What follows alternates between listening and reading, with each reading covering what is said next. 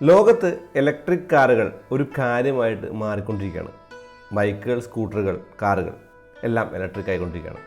Electric കൂടി ആയിക്കൊണ്ടിരിക്കുകയാണ്. ചില സ്ഥലങ്ങളിലൊക്കെ ഇലക്ട്രിക് കാറുകൾ മാത്രമുള്ള സിറ്റുവേഷനൊക്കെ ഉണ്ട്. ചില രാജ്യങ്ങളിൽ അങ്ങനെ നമ്മൾ കണ്ടു. പക്ഷേ ഇലക്ട്രിക് കാർ എന്ന് പറയുന്നത് പ്രകൃതിയോട് ഇണങ്ങി നിൽക്കുന്നൊരു വാഹനമെന്നോ അല്ലെങ്കിൽ എഫിഷ്യൻസി അല്ലെങ്കിൽ നമ്മുടെ ഒരു മണി സേവ് ചെയ്യാനുള്ള ഒരു മെത്തേഡെന്നോ അല്ലാണ്ട് പെർഫോമൻസ്, പവർ അങ്ങനെയുള്ള കാര്യങ്ങൾ ഊന്നിക്കൊണ്ട് കാണണമെന്ന് അല്ലെങ്കിൽ അങ്ങനെ വേണം ആ ഒരു വണ്ടിയെ അപ്രോച്ച് ചെയ്യാനെന്ന് പറയുന്ന ആളുകളുണ്ട്. അവർ പറയുന്ന പോയിന്റുകളിൽ ഇപ്പോൾ നിങ്ങൾ കൺസേൺഡ് ആണ് പ്രകൃതിയെക്കുറിച്ചെങ്കിൽ നിങ്ങൾ മരം നടൂ, അതല്ലെങ്കിൽ കാറേ ഓടിക്കാതിരിക്കൂ, സൈക്കിൾ ഓട്ടൂ, അങ്ങനെയുള്ള കാര്യങ്ങളുണ്ട്. ഡീസൽ കാർ ഓടിച്ചുകൊണ്ട് പ്രകൃതിക്ക് വേണ്ടി സംസാരിക്കുന്ന ആളുകൾ നമുക്കറിയാം. അങ്ങനെ ആ ഒരു കാര്യങ്ങളെ വെച്ച് നോക്കുമ്പോൾ 1, 2, 3 കാര്യങ്ങൾ വേറെ ചെയ്താൽ തന്നെയും നമ്മൾ പ്രകൃതിക്ക് വേണ്ടി നിലകൊള്ളാം. അതായത് മരം നടാം, മക്കൾ കുറച്ച് മതിയെന്ന് തീരുമാനിക്കാം, അതല്ലെങ്കിൽ ഒരാൾ മതിയെന്നോ അതല്ലെങ്കിൽ മക്കൾ തന്നെ വേണ്ടെന്ന് വയ്ക്കാം. ഒരുപാട് കാര്യങ്ങൾ അങ്ങനെ പ്രകൃതിക്ക് വേണ്ടി നമുക്ക് ചെയ്യാനുണ്ട്, നിങ്ങൾ അത്രയ്ക്ക് കൺസേൺഡ് ആണെങ്കിൽ. പക്ഷെ എനിക്ക് തോന്നുന്നു അത്രയ്ക്കൊന്നും കൺസേൺഡ് അല്ല ആളുകൾ. അവരത് നെയിം സേക്കിൻ്റെ പേരിൽ പറയുന്നു എന്ന് മാത്രമേ ഉള്ളൂ എന്നുള്ളതാണ് ചിലരെങ്കിലും. ഓക്കെ, അപ്പോൾ എനിക്ക് തോന്നുന്നു ഇലക്ട്രിക് കാറുകളിലേക്ക് എന്നെ ആകർഷിച്ച ഒരു ഘടകം എന്ന് പറയുന്നത് അതിൻ്റെ ഇൻസ്റ്റൻറ്റനിയസ് ആയിട്ടുള്ള പവറും അല്ലെങ്കിൽ ആ ഒരു ഡെലിവറിയും അങ്ങനെയുള്ള കാര്യങ്ങളാണ്. എന്ന് മാത്രമല്ല അത്ര സിമ്പിളൊന്നുമല്ല ഒരു ഇലക്ട്രിക് കാറിൻ്റെ കൂടെ ജീവിക്കാനായിട്ട്. ഇപ്പോൾ നിങ്ങളൊരു ഐസ് കാർ അല്ലെങ്കിൽ ഇൻറ്റേർണൽ കമ്പഷൻ എഞ്ചിനുള്ള വണ്ടി ഓടിക്കുന്ന ആളാണ്, നിങ്ങൾക്ക് പെട്ടെന്നൊരു ഷിഫ്റ്റ് ഇലക്ട്രിക് കാറിലേക്ക് വന്നാൽ അത് അത്രത്തോളം എളുപ്പമൊന്നുമായിരിക്കില്ല. അതിനായിട്ട് പ്രശ്നങ്ങൾ കുറച്ചുണ്ട്. എന്നാൽ ആ പ്രശ്നങ്ങളൊക്കെ കൂടുതൽ നമുക്ക് കിട്ടുന്ന ഒരു ഫീൽ ആൻഡ് ഫൺ എന്ന് പറയുന്നത് കമ്പാരിറ്റീവ്ലി നല്ലതാണ്. വിലയും പ്രധാന ഘടകമാണ്. കാരണം നിങ്ങളൊരു പെട്രോൾ കാർ വാങ്ങാൻ ഉദ്ദേശിക്കുന്ന ആളാണ്, നിങ്ങൾക്ക് ഇലക്ട്രിക് കാറിലേക്ക് മാറണമെങ്കിൽ നിങ്ങൾ കൊടുക്കേണ്ട പൈസ എന്ന് പറയുന്നത് മണി എന്ന് പറയുന്നത് ഇരട്ടിയോളമാണ്. അപ്പോഴും നമ്മൾ ചിന്തിക്കേണ്ട കാര്യമെന്ന് പറയുന്നത് ഇലക്ട്രിക് കാറിൻ്റെ എഫിഷ്യൻസി കൊണ്ട് ആ ഒരു കാശ് ഇങ്ങോട്ട് നേടിയെടുക്കാമെന്നതിനേക്കാൾ കൂടുതൽ ഒരു ഇത്തിരി കൂടി ഫണ്ണായിട്ട് വണ്ടി ഓടിക്കാനുള്ളതാണ്. Still you have to be എന്താ പറയുക, കുറച്ച് കാര്യങ്ങൾക്ക് വേണ്ടി കഷ്ടപ്പെടേണ്ടതുണ്ട്, എഫേർട്ട് എടുക്കേണ്ടതുണ്ട്. സ്റ്റിൽ ഇലക്ട്രിക് വർത്താണോ? വർത്ത് എന്ന് പറയുമ്പോൾ എന്താണ് ഞാൻ ഉദ്ദേശിക്കുന്ന വർത്ത് നോക്കാം. പ്രധാനമായും സാധാരണ കാറുകളിൽ നിന്ന്, അതായത് ഐസ് എഞ്ചിനുള്ള കാറുകളിൽ നിന്ന് എന്താണ് ഇലക്ട്രിക് കാറിനുള്ള വ്യത്യാസം? സിമ്പിളാണ്. ഒരു എഞ്ചിനും ഒരു ഗിയർ ബോക്സും അതിനുള്ള ക്ലച്ചും, അവിടെ നിന്ന് അങ്ങോട്ട് വീലിലേക്ക് പവർ പോയിട്ട് നമ്മൾ ആ ക്ലച്ച് ചവിട്ടി ഗിയർ മാറി ആക്സിലേറ്റർ കൊടുത്ത് ഓടിക്കുന്നു. ഒരുപാട് കാര്യങ്ങൾ, ഒരുപാട് വർക്കിംഗ് അതിനകത്ത് നടക്കുന്നുണ്ട്. ദ അതർ ഹാൻഡ് ഇലക്ട്രിക് വണ്ടിക്ക് ഒരു മോട്ടറും ആ ഒരു ബാറ്ററി പാക്കും പിന്നെ സാധാരണ കൺട്രോൾസും മാത്രമേ ഉള്ളൂ. സിമ്പിളാണ് ഇലക്ട്രിക് കാർ ഓടിക്കാനാണെങ്കിലും അതല്ല ഉണ്ടാക്കാനാണെങ്കിലും.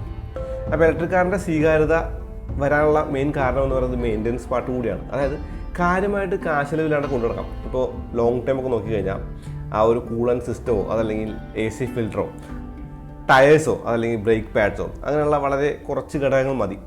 എൻജിൻ ഓയിൽ പോലുള്ള, ഗിയർ ഓയിൽ പോലുള്ള, അതല്ലെങ്കിൽ ഒരുപാട് ഘടകങ്ങൾ ചേഞ്ച് ചെയ്യേണ്ട ആ ഒരു കാര്യത്തിന് കമ്പയർ ചെയ്യുമ്പോൾ ഇത് തീർത്തും കുറവാണ് എന്നുള്ളതാണ്. അതൊരു ഗുണമാണ്. ഗുണമെന്ന് പറയുമ്പോൾ അതൊരു നല്ല ഗുണമാണ്. മാത്രവുമല്ല വണ്ടി ഓടിക്കുന്ന ഒരാളാണെങ്കിൽ എനിക്ക് തോന്നുന്നു വണ്ടി ഓടിക്കുമ്പോൾ പാട്ട് കേൾക്കാൻ ശീലമുള്ള ആൾ വണ്ടി ഒരു സംസാരം, അതായത് സംസാരിച്ചുകൊണ്ട് പോകാനുള്ളൊരു വേദിയാക്കുന്ന ആൾക്കാർക്കൊക്കെ ഇലക്ട്രിക് കാറിൻ്റെ ഒരു ഗുണമുണ്ട്. കാരണം സൗണ്ട് ഇല്ലല്ലോ, സൗണ്ട് എന്ന് പറയുന്ന സംഭവം ഇല്ല. അതായത് നോയിസ് പൊല്യൂഷൻ കൂടി തീരെ കുറവാണ് എന്നുള്ളതാണ്. Unless you are fixing A bigger horn. അപ്പോൾ ഈ ഒരു ഇലക്ട്രിക് കാറുകളുടെ ഗുണങ്ങൾക്ക് തുല്യമായിട്ടുള്ള ദോഷങ്ങൾ നമ്മൾ ഡെയിലി ലൈഫിൽ കാണാറുണ്ട്. ഇപ്പോൾ ഞാൻ നെക്സോൺ EV ആയിട്ട് പോയിട്ടുണ്ട്, അതുപോലുള്ള മറ്റ് വണ്ടികളായിട്ട് പോയിട്ടുണ്ട്. ഞാൻ ഫേസ് ചെയ്ത മെയിൻ പ്രശ്നം എന്ന് പറയുന്നത് ചാർജിങ് സ്റ്റേഷനുകളുടെ ആ ഒരു അപാകതയായിരുന്നു. അപാകത എന്ന് പറയുമ്പോൾ ചാർജ് സ്റ്റേഷൻ അവൈലബിൾ അല്ലാണ്ടിരിക്കുകയോ 3-4 വണ്ടികൾ ക്യൂവിൽ കിടക്കുക അങ്ങനെയുള്ള കാര്യങ്ങളായിരുന്നു എന്നുള്ളതാണ്. ഒരു എക്സാമ്പിൾ പറഞ്ഞാൽ, നമ്മൾ ഒരു ഐസ് കാറും ഒരു ഇലക്ട്രിക് കാറുമായിട്ട് ഒരു ഡെസ്റ്റിനേഷനിൽ നിന്ന് മറ്റൊരു ഡെസ്റ്റിനേഷനിലേക്ക് യാത്ര തിരിച്ചാൽ റേഞ്ചിനപ്പുറമുള്ള കിലോമീറ്റർ ആണെങ്കിൽ മാത്രം നമ്മുടെ വണ്ടി എത്തുന്നതിനേക്കാൾ മുന്നേ ആ ഒരു വണ്ടി എത്തും. കാരണം നിങ്ങൾ എത്ര സ്പീഡ് ഓടിച്ചാലും ആ ഒരു ചാർജ് ചെയ്യാൻ എടുക്കുന്ന 1 അല്ലെങ്കിൽ 3/4 മണിക്കൂറോളം സമയം ആ ഒരു ടൈമിൽ ആഡ് ചെയ്യണമല്ലോ. ഇപ്പോൾ ഞങ്ങൾ ഈ വണ്ടി എടുക്കുമ്പോൾ 45% ചാർജിനായിരുന്നു. പക്ഷേ നമുക്ക് ഷൂട്ട് ചെയ്യാനായിട്ട് കുറച്ച് ദൂരം ഓടിക്കേണ്ടതുണ്ട്. അപ്പോൾ കുറച്ചുകൂടി ചാർജ് ചെയ്യണം. അങ്ങനെ കൊരട്ടിയിലെ പമ്പിൽ വന്നൊക്കെയാണ് ഫാസ്റ്റ് ചാർജിങ് ആണ്. അപ്പോൾ ഏകദേശം ഒരു 45 to 80% ആവാനായിട്ടൊരു 1 hourൻ്റെ ഉള്ളിൽ എടുക്കുന്നുണ്ട്. അപ്പോൾ ചാർജ് കൊണ്ടിരിക്കണം. നമുക്ക് എന്തായാലും ചാർജ് ചെയ്ത ശേഷം വേണം വണ്ടി പുറത്തേക്ക് എടുത്ത് ഓടിക്കാനായിട്ട്. അതൊരു പ്രശ്നമൊന്നുമല്ല, കാരണം അത്ര ഒരു വിഷയമല്ല. കാരണം 2000 രൂപയ്ക്ക് പെട്രോൾ അടിക്കുന്ന സ്ഥാനത്ത് നമ്മൾ 700 രൂപയ്ക്ക് ചാർജ് ചെയ്യാൻ മതി എന്നുള്ളൊരു ഗുണമുണ്ട്. പക്ഷേ അപ്പോഴും ഞാൻ പറഞ്ഞ എഫക്റ്റ് എന്ന് പറയുന്നത് എഫിഷ്യൻസിക്കോ അല്ലെങ്കിൽ അങ്ങനെയുള്ള കാര്യങ്ങൾക്കോ അപ്പുറം ഓടിക്കുമ്പോൾ കിട്ടുന്ന ഫണ്ടിനായി കഴിഞ്ഞാൽ ഈ ഒരു വാല്യൂ ഫോർ മണി പ്രൊപ്പോസിഷൻ മാറ്റി നിർത്താം. കാരണം വില കൂടിയ വണ്ടിയാണ് ഓൾറെഡി, അതിൻ്റെ മുകളിൽ വാല്യൂ ഫോർ മണി പ്രൊപ്പോസിഷൻ പിടിക്കേണ്ട കാര്യമില്ല. മാത്രമല്ല അതേപോലുള്ള ഒരു പെട്രോൾ വണ്ടി മേടിക്കുകയാണെങ്കിൽ ഈ ഒരു പ്രൈസ് ഡിഫറൻസിന് പെട്രോൾ അടിച്ചാൽ സ്റ്റിൽ നമുക്ക് 1-2 വർഷം ഓടിക്കുക എന്നുള്ളത് ഇപ്പോഴും വാലിഡായ ഒരു പോയിൻ്റാണ്. ഫാസ്റ്റ് ചാർജറുകൾ വരുന്നു, അല്ലെങ്കിൽ ഫാസ്റ്റ് ചാർജറുകൾ എമ്പാടുമുണ്ട് എന്നൊക്കെ നമ്മൾ പലതും പറഞ്ഞിട്ടുണ്ട്. വാർത്തകൾ വായിക്കുമ്പോൾ, റിവ്യൂ കാണുമ്പോൾ, അതല്ലെങ്കിൽ വീഡിയോസ് കാണുമ്പോൾ ആ ഒരു പറയുന്ന കാര്യങ്ങളല്ല ശരിക്കും നമ്മൾ ഈ വണ്ടിയായിട്ട് റിയൽ ലൈഫിൽ പോകുമ്പോൾ. പലപ്പോഴും പലയിടത്തും നമുക്ക് ചാർജിങ് ചെയ്യാൻ സൗകര്യം ഉണ്ടായിരിക്കണമെന്നില്ല. ചാർജിങ് സ്റ്റേഷനിലെ ചാർജർ അല്ലെങ്കിൽ ചാർജിങ് മെഷീൻസ് കംപ്ലൈൻ്റ് ആയിരിക്കാം. എല്ലായ്പ്പോഴും അങ്ങനെ ആവണമെന്നല്ല, പക്ഷേ ചിലപ്പോഴെങ്കിലും അങ്ങനെ സംഭവിച്ചേക്കാം. കുറച്ചു കാലം മുന്നേ എനിക്ക് കിട്ടിയ ഒരു അനുഭവം തീർത്തും വ്യത്യസ്തമായിരുന്നു. ഇപ്പോൾ അതില്ല. കാരണം ഇപ്പോഴത്തെ ഒരു ചാർജിങ് സ്റ്റേഷനുകളിലെ മൊബൈൽ ആപ്പുകളിൽ ആ ഒരു സ്റ്റേഷൻ ഒക്യുപ്പൈഡ് ആണോ അല്ലയോ എന്നറിയാനുള്ള സംവിധാനങ്ങളുണ്ട്. പക്ഷേ 1-2 വർഷം മുന്നേ ഞാനിങ്ങനെ ചെയ്തപ്പോൾ എനിക്ക് ഒരു ചാർജിങ് സ്റ്റേഷനിൽ എത്തിയപ്പോൾ ആ ഒരു പർട്ടിക്കുലർ ഡിസ്ട്രിക്റ്റിൽ ആകെ 3 ചാർജ് സ്റ്റേഷൻ ഉണ്ടായിരുന്നു. 2 വർക്കിംഗ് ആയിരുന്നില്ല, 1 മാത്രമേ വർക്കിംഗ് ഉണ്ടായിരുന്നില്ല. ആ വർക്കിംഗ് എത്തിയപ്പോൾ ഞാനവിടെ 4ാമത്തെ ക്യൂവിലായിരുന്നു. 2 നെക്സോൺ EVയും 1 ഖൊനയും ചാർജ് ചെയ്യാൻ നിൽക്കുന്നതായിരുന്നു. 4ാമത്തെ അത് ഞാൻ. അപ്പോൾ 4 വണ്ടികൾ ചാർജ് ചെയ്ത്, അല്ലെങ്കിൽ 3 വണ്ടി ചാർജ് ചെയ്ത് 4ാമത് എനിക്ക് ചാർജ് ചെയ്യേണ്ടി വരുമ്പോൾ ഞാനവിടെ കാത്ത് നിൽക്കേണ്ടത് ഏകദേശം 4 മണിക്കൂറോളമായിരുന്നു. ഇന്നിപ്പോൾ അങ്ങനെ പ്രശ്നങ്ങളില്ല. കാരണം പുതിയ കമ്പനികൾ ചാർജിങ് സ്റ്റേഷനുകൾ കൊണ്ടുവന്നിട്ടുണ്ടെങ്കിൽ, അല്ലെങ്കിൽ കൊണ്ടുവന്നിട്ടുള്ളത് കൊണ്ട് നമുക്ക് ആ ഒരു മൊബൈൽ ആപ്പ് നോക്കിയിട്ട് ഏതാണ് ഒക്യുപ്പൈഡ് അല്ലാത്തതെന്ന് അറിഞ്ഞ് അവിടെ പോയിട്ട് ചാർജ് ചെയ്യാനുള്ള സംവിധാനമുണ്ട്, വിച്ച് ഈസ് ഗുഡ്. അപ്പോൾ കാലങ്ങൾ മാറുമ്പോൾ കാര്യങ്ങൾ മാറുന്നുണ്ട് എന്നുള്ളത് ഒരു പ്രധാന കാര്യം തന്നെയാണ്. പക്ഷേ ഇപ്പോഴും നമ്മൾ ആ ഒരു നിലയിലെത്തിയോ എന്നുള്ളതാണ് എനിക്ക് നോക്കാനുള്ളത്.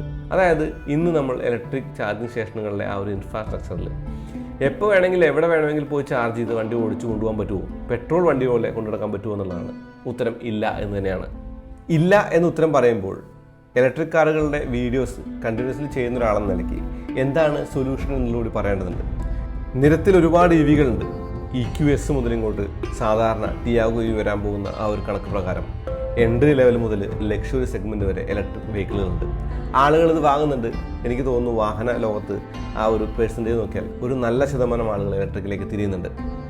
അപ്പോൾ ഇലക്ട്രിക് കാറുകൾ ഉപയോഗിക്കുക എന്ന് പറയുന്നത് ഇമ്പോസിബിൾ ആയിട്ടുള്ള, അല്ലെങ്കിൽ അത്ര പ്രശ്നമുള്ള കാര്യമാണോ എന്ന് ചോദിച്ചാൽ അല്ല എന്നുകൂടി പറയേണ്ടതുണ്ട്. തീർത്തും ഒരു ഇത്തിരി കോൺട്രഡിക്ടറി ആയി അല്ലേ? 2 കാര്യങ്ങളാണ് അതിനകത്ത് എനിക്ക് ആഡ് ചെയ്യാനുള്ളത്. ഒന്ന്, ഇപ്പോൾ സോളാർ കണക്ഷനുള്ള വീടുകൾ ഒരുപാടുണ്ട്. എൻ്റെ സുഹൃത്തുക്കളുടെ വീട്ടിലൊക്കെ സോളാറുണ്ട്. സോളാറുള്ള ഒരു വീട്ടിൽ ഒരു ചാർജർ വെച്ചാൽ എനിക്ക് തോന്നുന്നു 0 കോസ്റ്റിൽ ഇപ്പോഴും ഇലക്ട്രിക് കാറുകൾ ഓടിക്കുക എന്നുള്ളത് പോസിബിളായ ഒരു കാര്യമാണ്. ഫാസ്റ്റ് ചാർജറുകളെ ആശ്രയിക്കാതിരിക്കുക എന്നുള്ളത് കൂടി ഒരു കാര്യമായിട്ട് കാണാം. അൺലെസ് അത്രയും അത്യാവശ്യമല്ലെങ്കിൽ ഓവർനൈറ്റ് ചാർജ് ചെയ്ത് വീട്ടിൽ തന്നെ ചാർജ് ചെയ്ത് വണ്ടി ഉപയോഗിക്കാൻ ശ്രമിച്ചാൽ പകുതി പ്രശ്നങ്ങൾ അവിടെ തീരുകയാണ്. നിങ്ങൾ നിങ്ങളുടെ യാത്രകൾ ആൻറ്റിസിപ്പേറ്റ് ചെയ്യേണ്ടി വരും. പലപ്പോഴും നമുക്ക് ഒരു പരിധിയിൽ കൂടുതൽ ദൂരം പോകുമ്പോൾ ആ ഒരു ദൂരത്തേക്കുള്ള ആ ഒരു മാപ്പിലെ ചാർജിങ് സ്റ്റേഷനുകൾ മാപ്പ് ചെയ്യേണ്ടി വരും. സ്റ്റിൽ അപ്പോഴും നമ്മൾ മനസ്സിൽ കരുതേണ്ട കാര്യമെന്ന് പറയുന്നത് ചാർജിങ് സ്റ്റേഷനുകളിലൊന്നും വർക്കിംഗ് അല്ലെങ്കിൽ ആ ഒരു സമയം കൂടി ആഡ് ചെയ്യാം എന്നുള്ളതാണ്. ആ ഒരു സമയം കൂടി ആഡ് ചെയ്യുക എന്ന് പറയുമ്പോൾ പർട്ടിക്കുലർലി ഒരു 100 കിലോമീറ്ററൊക്കെ ബാക്കിയുള്ളപ്പോൾ തന്നെ ചാർജിങ് സ്റ്റേഷൻ അന്വേഷിച്ച് തുടങ്ങുക, അല്ലെങ്കിൽ ആദ്യം കാണുന്ന ചാർജിൽ നിന്ന് ചാർജ് ചെയ്യുക എന്നുള്ളത് ഒരു വഴിയായിട്ട് പറയാം.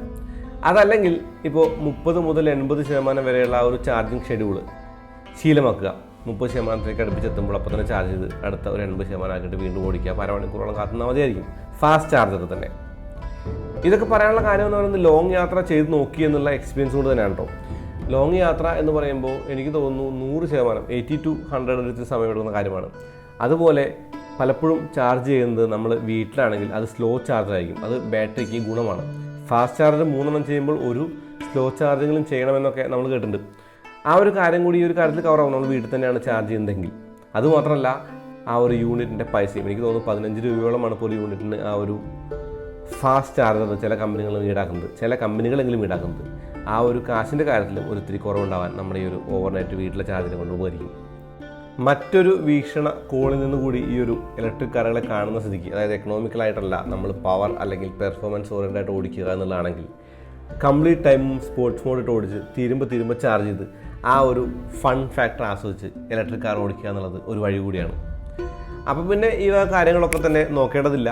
ജസ്റ്റ് ചാർജ് ചെയ്യുക. എവിടെയാണോ ഫാസ്റ്റ് ചാർജറുകൾ അവിടെ ചാർജ് ചെയ്യുക, അതല്ല സ്ലോ ചാർജറുകൾ അവിടെ ചാർജ് ചെയ്യുക. വണ്ടി കുന്തളിപ്പ് കാണിച്ച് ഓടിക്കുക, വീണ്ടും ചാർജ് ചെയ്യുക എന്നുള്ളതാണ്. തീരുമ്പോൾ കുത്തിയിടാൻ ചാർജറുകൾ അവൈലബിൾ ആയിട്ടുള്ള വഴി തിരഞ്ഞെടുക്കണമെന്ന് മാത്രമാണ് ഈ ഒരു കാര്യത്തിലുള്ള ആകെയുള്ള പ്രശ്നം. ഇനി ഇലക്ട്രിക് കാറുകൾക്ക് റീജനറേഷൻ എന്ന് പറഞ്ഞ ഒരു സെൽഫ് ചാർജിങ് മെത്തേഡ് കൂടി ഉണ്ടല്ലോ. അപ്പോൾ ഡ്രൈവിംഗ് സ്റ്റൈലിൽ മാറ്റങ്ങൾ വരുത്തിയാൽ കൂടി നമുക്ക് അത്യാവശ്യം നല്ല എഫിഷ്യൻ്റായിട്ട് ഓടിക്കാമെന്നുള്ളതാണ്. എഫിഷ്യൻസി എന്ന് പറയുന്നത് റേഞ്ച് ആൻസൈറ്റിയെ മറികടക്കാനുള്ള ഒരു മാർഗ്ഗം മാത്രമായിട്ടാണ് ഞാൻ പറയുന്നത്. അല്ലാണ്ട് വണ്ടിയുടെ വില അല്ലെങ്കിൽ എന്താ പറയുക വണ്ടിയുടെ ആ ഒരു വാല്യൂ കൂട്ടാനോ അല്ലെങ്കിൽ വണ്ടി വാങ്ങിയ കാശ് ലാഭിക്കാനോ അങ്ങനെയുള്ള കാര്യങ്ങളൊന്നും തന്നെയല്ല. റേഞ്ച് ആൻസൈറ്റി കളയാൻ വേണ്ടി മാത്രം നമുക്ക് ആ ഒരു കാര്യത്തെ ആശ്രയിക്കാമെന്നുള്ളതാണ്. ഇനി ഐസ് കാറുകൾക്ക് പകരമാവുമോ ഇലക്ട്രിക് കാറുകളെന്ന് ചോദിച്ചാൽ ഒരു എന്തൂസിയാസ്റ്റിക് മൈൻഡുള്ള വാഹന പ്രേമി എന്ന നിലയ്ക്ക് എനിക്ക് ഇല്ല എന്നാണ് ഉത്തരം. അതിന് കാരണമായിട്ട് പറയുന്നത് ആ ഒരു മനം വായിക്കുന്ന സൗണ്ടും ആ ഒരു ഗിയർ ചേഞ്ചിൻ്റെ ആ ഒരു മനോഹാരിതയും ക്ലച്ച് കാലെടുത്ത് തുള്ളി കളിച്ച് പോകുന്ന ഒരു ഫീലുമൊന്നും ഇലക്ട്രിക് കാറുകൾ കിട്ടില്ലല്ലോ. പക്ഷേ ഒരു പുരോഗമനവാദി എന്ന നിലയ്ക്ക്, അതല്ലെങ്കിൽ ഫ്യൂച്ചറിലേക്ക് നോക്കുന്ന ആളെന്ന നിലയ്ക്ക്, ലളിതം സുന്ദരം എന്നുള്ള കൺസെപ്റ്റ് ഇഷ്ടപ്പെടുന്ന ഒരാളെന്ന നിലയ്ക്ക് എനിക്ക് തോന്നുന്നു, ആ ഒരാളെന്ന നിലയ്ക്ക് ചിന്തിക്കുമ്പോൾ എനിക്ക് തോന്നുന്നു ഏതൊരു വണ്ടിക്കും പകരമായിട്ട് നമുക്ക് ഇലക്ട്രിക് കാറുകളെ കാണുകയും ചെയ്യാം. ഒരിത്തിരി കോൺട്രഡിക്ടറി എന്ന് തോന്നുന്നില്ലേ വീണ്ടും? എന്താ അറിയോ, പെർസ്പെക്ഷൻസ് മാറ്റേഴ്സ്. ഇനി അടുത്തൊരു കാറ് വാങ്ങുമ്പോൾ എനിക്ക് വാങ്ങണമെന്ന ആഗ്രഹമുള്ളൊരു വണ്ടി, ഇഫ് ഇറ്റ്സ് എൻ ഇലക്ട്രിക് എന്ന് പറയുമ്പോൾ BEV എന്നാണ് മെർസിഡീസ് ബെൻസ് പറയുന്നത്, ബാറ്ററി ഇലക്ട്രിക് വെഹിക്കിൾ എന്നൊക്കെ പറയില്ലേ. അങ്ങനെ പറയുമ്പോൾ എൻ്റെ മനസ്സിൽ ആഗ്രഹമുള്ള വണ്ടി എന്ന് പറയുന്നത് റിവിയനാണ്.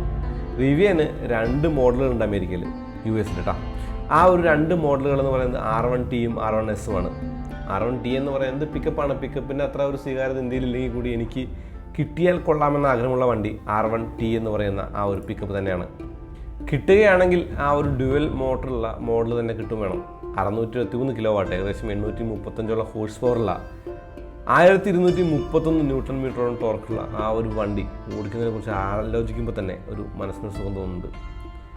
ആൻഡ് നല്ല കാര്യം എന്താണെന്ന് വെച്ച് കഴിഞ്ഞാൽ ഇന്ത്യയിൽ ആ വണ്ടി ഇല്ല, ഇന്ത്യയിൽ ആ വണ്ടി വരുമോ എന്ന് പോലും അറിയില്ല.